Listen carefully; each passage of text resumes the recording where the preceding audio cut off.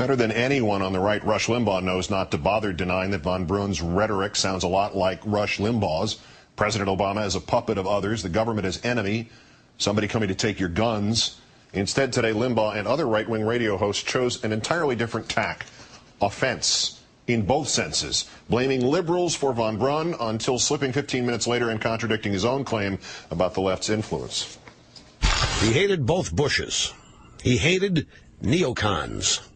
He hated John McCain. He hated Republicans. He hated Jews as well. He believed in an inside job conspiracy of 9/11.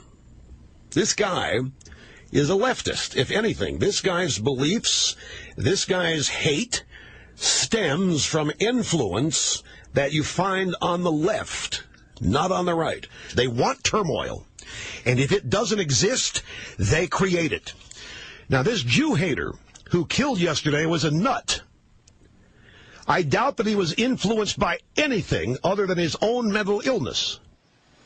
Except we know von Brunn's influences. He even lists his character shapers on his website. Quote, in 1964, General Pedro del Valle gave me John Obiete's The Iron Curtain over America. For the first time, I learned how Jews had destroyed Europe and were now destroying America. General del Valle was a Republican. Quote, General del Valle recommended that I be given a position with Noontide Press. Noontide publishes right-wing books. Willis Carto was its founder, he wrote. Willis Carto, a right-wing Holocaust denier, whose Liberty lobby hosted speakers such as Phyllis Schlafly, Republican. Talking Points memo reports that von Brunn switched his website domain on June 1st to a man who shares a phone number with a woman who is listed as a Michigan coordinator for former presidential candidate Ron Paul, who was at least nominally a Republican.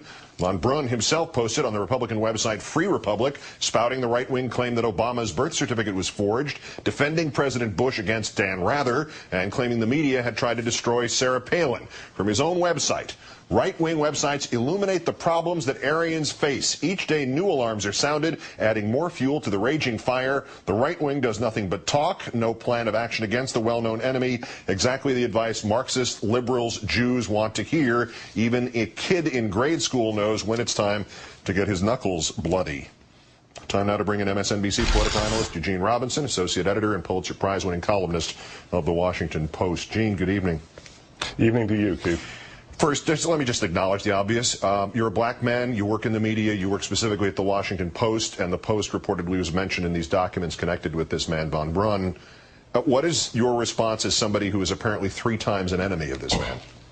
You know, the flip response is that, well, gee, all I need to do is convert to Judaism now, and I can make it 4 for 4. But seriously, you know that these people are out there, and occasionally you hear from somebody who is spouting just vile rhetoric and is clearly just filled with with anger. Usually, I think it's fortunately non-specific. So you kind of know that this is out there, and yet when something like this happens, it certainly makes you think about it.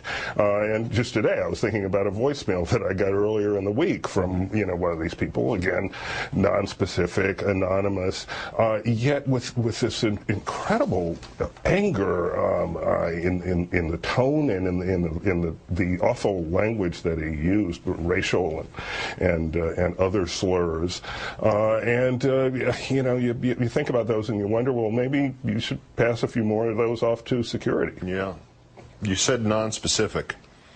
In this case, what makes this case leap out is the specificity. This man listed what he called character shapers on his website, and this is not, idiocy or a guy just stringing together obscenities. This is a well-written, kind of coherent roadmap of his education politically. There's a chronicle in here of 6 decades of the American right wing.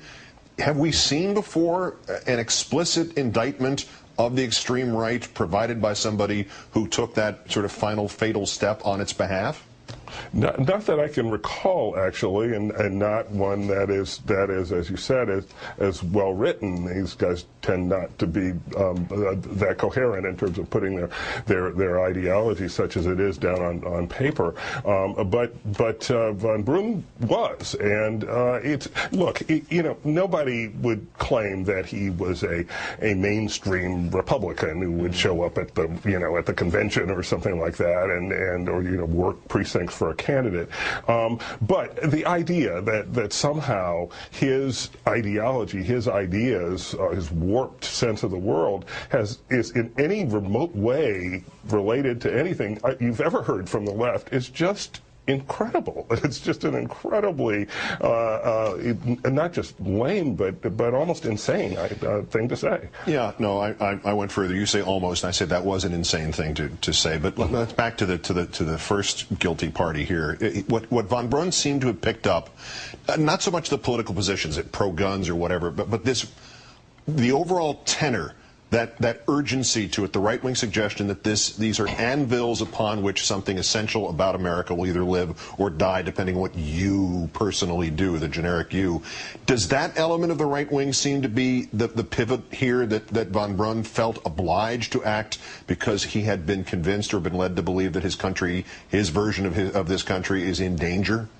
It could be. I think that's an interesting and I think correct way to look at it, because in these cases you get the sense of people feeling there's an urgent danger of losing America. Now, it's the America they think we're about to lose is an America that never was. It's an America where the Constitution prohibits an income tax, and that we're on the gold standard, I guess, and there's no Federal Reserve Bank, and on and on. But the anger does seem to spring from the sense of emergency, and this odd sense that our elected officials, for example, a president who comfortably won the popular vote and won a landslide of the electoral vote, Democrats in Congress who increased their majorities by popular vote, popular will, that our elected officials are somehow taking the people's will out of their hands or not representing that will when it was clearly expressed. So this is an undemocratic ideology in every sense of the word. I, by the way, completely concur with you that there'd be no mistaking this man who did this for a rank-and-file Republican, and any impression that would have been left that way is wrong.